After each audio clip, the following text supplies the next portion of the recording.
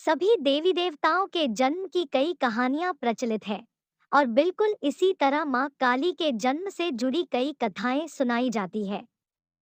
उन सभी कथाओं में से एक कहानी है जो सबसे ज्यादा प्रचलित है। बात उन दिनों की है जब एक शक्तिशाली राक्षस दारुण का अत्याचार तीनों लोकों में बढ़ गया था। तीनों लोकों में सभी इससे बहुत परेशान थे। सारे देवता दारुण के हाथों मात खा चुके थे। दारुण को वरदान मिला था कि उसकी मृत्यु एक स्त्री के हाथों ही हो सकती है।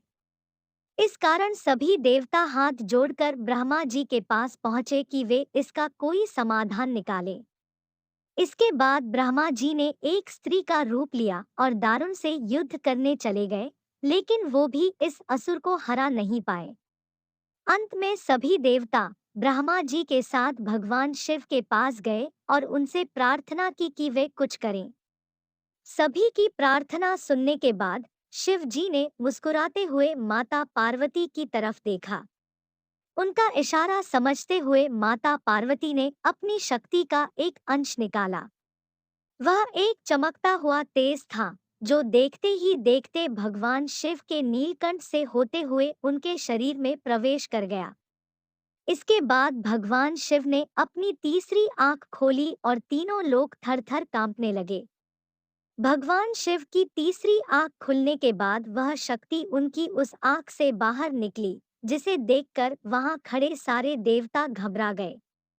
उस शक्ति ने एक विशाल और रौद्र स्त्री रूप ले लिया था।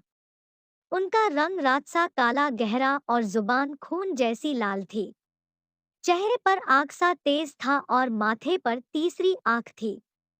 इस तरह राक्षसों को खत्म करने के लिए हुआ मां काली का जन्म। इसके बाद उन्होंने कुछ ही देर में असुर दारुण और उसकी सेना का नाश कर दिया।